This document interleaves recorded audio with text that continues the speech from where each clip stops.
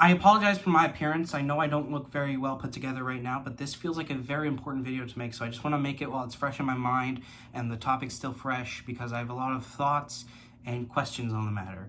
So, to put it short, Apple just put out a commercial using a song by Andy Kaufman, which, if you know who Andy Kaufman is, that sentence is strange. If you don't know, basically, he was a performance artist from the very popular in the late 70s and early 80s until he died in 1984. He was in the sitcom Taxi. There was a movie about him called Man on the Moon, so you know, he's not that small of a celebrity, but he's definitely a lot more niche than he once was. But it is crazy that they used a bit from him in a commercial. Now, it's a cover version of his song by Gustaf. I think that's how you say it. It's Gustaf. So I'm sorry if I got that wrong, but it's a higher quality version of the song. It has some different stuff in it, but here's the song and the cover back to back.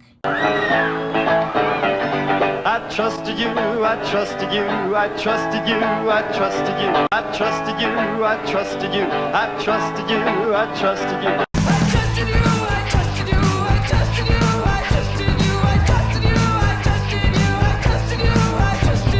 So, as a big fan of Andy Kaufman, you can probably imagine my surprise as the other day I'm playing a board game and I just have the TV on in the background just for noise, and I hear that same tune playing and I look over and see it's an Apple commercial for iPhone.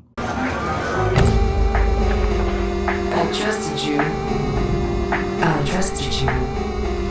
I trusted you. I trusted you.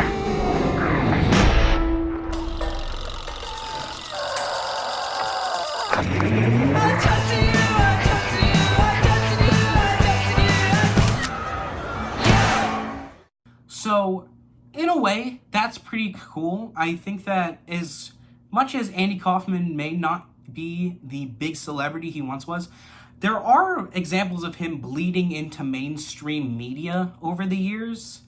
The most recent example I could think of is him being in that new Saturday Night movie from last year.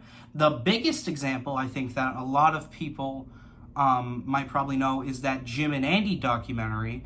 So he's not completely unknown in pop culture, but he's definitely a bit smaller. But now we have a commercial using his art, and I feel strongly about that.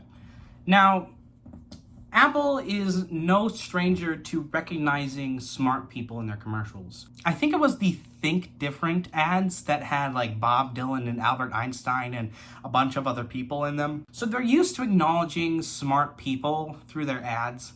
But the thing that's different here is that I don't know if they realize what they've just done. Now, to my knowledge, Andy Kaufman's not really big in commercial space. I looked it up. Apparently, he's in a Super Bowl commercial. I may be wrong about that, but I just looked up Andy Kaufman Apple commercial to see if anyone else was talking about this. And the only thing I got was the official Andy Kaufman website saying that he was in some 2010 Super Bowl commercial. If I can find it, I'll play it on screen, but I've never seen this, and I'm a big Andy Kaufman fan. I think a big question on my mind is, would Andy want this? I think that's a very complicated question. Now, they're no stranger to using dead people in their advertisements, but this one's a bit more subtle, and it really makes me wonder if they know that they're using a bit from Andy Kaufman. In the use of the song in the commercial, I have no idea how to feel about it. And I'm not knocking the people that cover the song and then let Apple use it. They made a very high quality version of this very old Andy Kaufman bit, which we probably would not hear like this if not for them. So I think they're great artists and I very much respect them for that. I don't think there's anything wrong with them letting Apple use technically their song in a commercial. But what I question is, does Apple understand exactly what they're doing here? I seriously have no idea. Now, commercials have used a lot of artists before. There's been a million celebrity cameos in commercials, but one of my favorite examples is David Lynch, may he rest in peace, directing a PlayStation 2 commercial. That, to me, is unintentionally hilarious and is kind of just like giving him a platform to make something weird on like daytime television. I really like that. But again, I feel like I keep repeating this. Does Apple know that they're using an Andy Kaufman bit? I really, really want to know. Even though people will probably forget this commercial even existed in a few weeks, I think to Andy Kaufman fans, this will go down as one of the most interesting points of him bleeding into mainstream media, simply just because it's weird. I wonder if anyone watched this commercial, looked for the song, and through that found Andy Kaufman. I don't think anyone has yet, to be honest, but that would be cool. I think that's really cool. However, what I don't know is, would Andy Kaufman want his art used in a commercial this way? Now, would Andy want his art used in a commercial, period? I think is kind of gray. I think that there are commercials which, as much as they're trying to sell something, can be kind of cool at times. And again, the Apple Think Different ads, I think, are really cool for like, just, you know, putting their eye on people who are geniuses and just the way they're going about their product. But I also think about the Doors music being used in a car commercial, and how, I can't remember where I heard this, but apparently Jim Morrison once threatened to destroy a car on like live TV if his song was used in a commercial.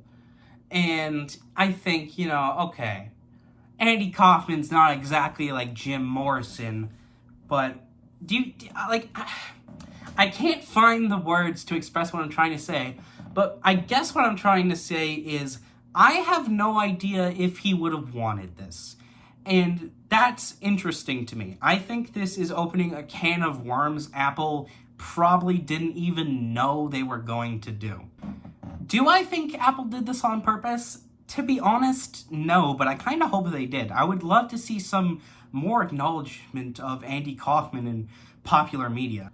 Kind of like how I Trusted You got a revamp with the new cover song. I would love to see a lot more restoration of Andy Kaufman's art. The Andy Kaufman special is one of my favorite pieces of art of all time. It's like, it's interesting. It pulls from popular media while also being entirely its own. It's the genius of Andy Kaufman in one 51-minute tape. And I know if you look it up on YouTube, it may say like 90 minutes, but if you look on the back of the box, if it'll focus, I don't know if it will, it does say 51 minutes. So, you know, I would love to see stuff like that, especially now that I'm interested in things like the Criterion Collection. Like, the Monkeys movie Head. This is pretty much the best way to watch the movie now. Dumb reference to make, I feel like, kind of, but also no, I feel like it's entirely fair to bring this up. I would love to see more restoration of Andy Kaufman's work. Now, do I think that's going to happen from me making a video about an Apple commercial? Absolutely not. But I just want to, if I can a little bit, put a spotlight on this. Because this, to me, is very interesting, and as a huge Andy Kaufman fan, catching that was really cool. And again, this is not the first time that Andy Kaufman's bled into more recent popular media. He's been in a video game before. There was recently a documentary about him. Of course, there's Jim and Andy. There's a couple big things with Andy Kaufman. I just think this is one of the most weird examples of his art in recent media. I would love, love, love to know if this was done on purpose. I don't think it was.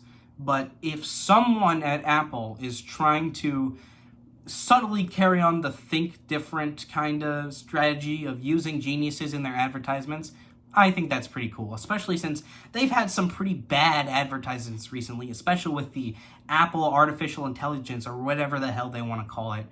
I would love to see a return to form. And to wrap things up, basically, I'm a big Andy Kaufman fan. I think he's one of the smartest artists to ever live.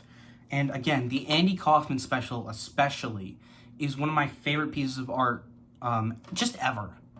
I think the only way you can really watch it is on VHS or a re-upload of the VHS on YouTube. So I really, really hope sometime within my lifetime this is just found and restored to look crystal clear on a television screen, because I would watch this in a movie theater if I could, to be honest with you.